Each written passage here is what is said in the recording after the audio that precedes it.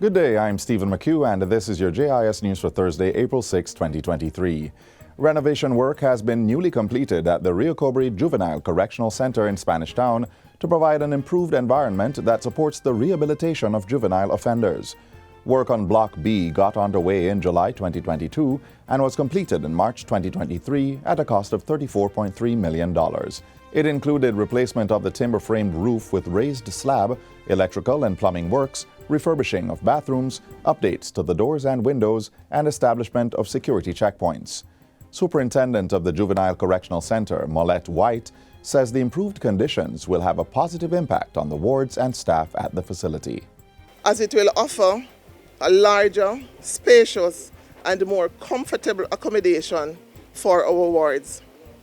It will enhance the quality of life for those entrusted in our care and greatly improve the working conditions of the staff. Minister of State in the Ministry of National Security, Xavier Main, says interventions such as this are a critical part of the work to reform young offenders and help them reintegrate into society. The government, in making this investment, is sending the clearest signal as to how we intend to restore the standard with which we intend to restore and maintain our correctional facilities. And we have gone ahead. We have made the necessary investment to ensure that the conditions under which we are housing them are not only safe or secure, but they are humane. Block B has capacity for 96 wards, 32 in the high security section and 64 in the medium security unit.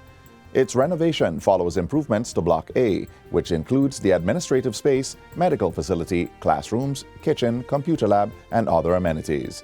It was refurbished between 2021 and 2022 at a cost of $16 million. The Cobre Juvenile Correctional Center is designed to cater to boys aged 12 to 18 who have committed an offense. It is now accommodating wards who were previously housed at the Hilltop Juvenile Correctional Center. At the facility, academic, vocational, and behavioral interventions are provided for all wards to facilitate rehabilitation in a structured environment. The Passport Immigration and Citizenship Agency, PICA, has launched its new high-security e-passports to the public. Chief Executive Officer of PICA, Andrew Winter, presented the first 2 copies to Prime Minister Andrew Holness and National Security Minister Dr. Horace Chang during a courtesy call at Jamaica House this week. The new e-passport will make travel easier and more convenient for citizens, allowing them to move more freely across borders and reducing wait times at immigration checkpoints. The e-passport has modern security features such as biometric identification, which will help prevent fraud and identity theft while safeguarding citizens' safety when traveling overseas. So this is a machine-readable passport machine-readable. with a chip in it. Yes, sir. And the chip contains the biographical data, but encoded. It gives you a double-factor authentication because what is on the chip must match what is written physically on the biodata page. The new document will bear the logo that's used by all e-passport issuing countries around the world. Its introduction in Jamaica will see the nation joining more than 150 countries that use e-passports, including 11 CARICOM neighbors. PICA's decision to issue the document is aimed at facilitating greater confidence and acceptance of the Jamaican passport for travel facilitation globally. Major infrastructural developments in Grange St James are set to be completed by next year. Minister of Tourism Edmund Bartlett gave the update during a media briefing following a tour of the community last Friday. He says 535 families will benefit from the development.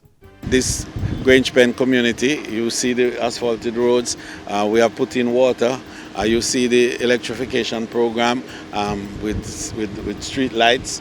In essence, and a sewage program which is on now, and in fact 1 or 2 of the roads that have not been completed is a result of the sewage arrangement that is being put in.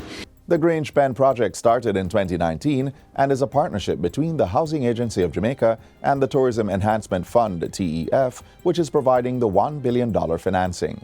In the next fiscal year, we're going to be focusing a bit on Negril as we were down there last week in the discussion, and to also work with the National Housing Trust in building out 1,250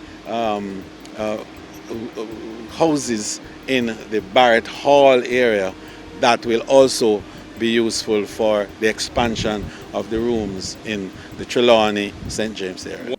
The Randolph Lopez School of Hope is celebrating the establishment of a school garden that it hopes to use to encourage inclusivity in agriculture. The garden was established through the collaborative work of the Rural Agricultural Development Authority, RADA, the Jamaica Agricultural Society, JIS, and the Ministry of Agriculture. Portfolio Minister Pernell Charles Jr. says this is one approach for students with impairments to improve their farming skills. This government has put in place a policy that should see our young people, our women and persons with disabilities getting at least 20% of whatever it is there is to benefit persons in agriculture. The Randolph Lopez School of Hope Garden will include the introduction of hydroponics to support climate-smart agricultural practices. Its establishment is part of an island-wide school garden initiative that's being implemented under the theme Healthy Food, Healthy Mind. Our aim in Kingston and St. Andrew is really to involve schools who have challenge. 60 mothers at the Victoria Jubilee Hospital recently received items to help with the care of their babies as government strengthens its maternal health program. The care packages represent the first tranche of 100 being delivered under the Ministry of Health's maternal care initiative dubbed Start Right. Items include a portable infant lounger bed, also called a snuggle nest, and supplies of diapers, skincare, and hygiene products. Minister of State Juliet Cuthbert-Flynn says government is committed to the reduction of the island's maternal morbidity and infant mortality rates by ensuring improved care and safety of infants and mothers.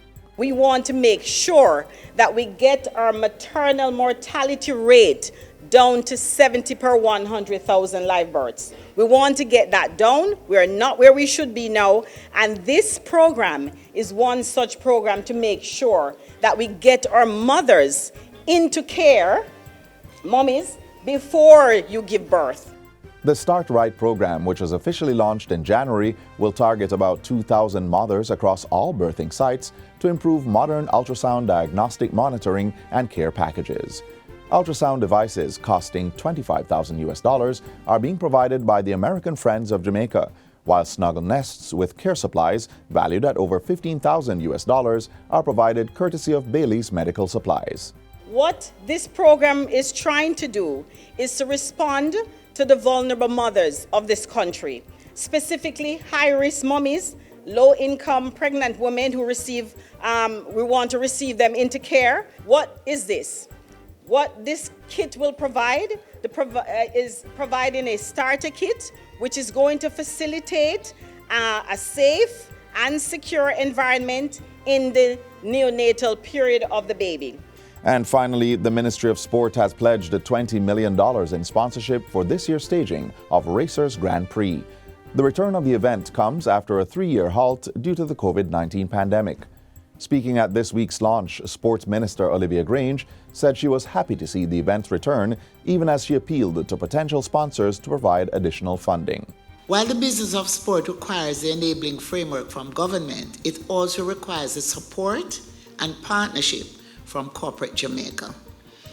And I want to use the opportunity to commend and thank the sponsors who have already come on board to encourage more corporate companies to partner with Racers Grand Prix in making this year's staging even bigger and better than the previous years. Head coach at Racers Track Club, Glenn Mills, thanked the minister for her continued support and said he was hoping to attract more high-level sponsors ahead of the meet to cushion the shortfall. The outstanding contribution and support of the Honorable Minister, who has stood with us from the inception with the support of our ministry and the Sports Development Foundation, and has continued to give life to the event.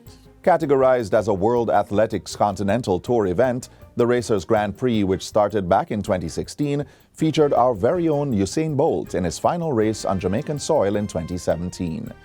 This year's meet will take place on June 3 inside the National Stadium starting at 6:30 p.m. Among the high-profile stars confirmed to compete are World 200-meter champions Noah Lyles and Sharika Jackson, former World and Olympic champion Wade Van Niekerk, and World 100-meter hurdles champion and record holder Toby Amusan. And that's it for JIS News Today. I'm Stephen McHugh. Thanks for watching.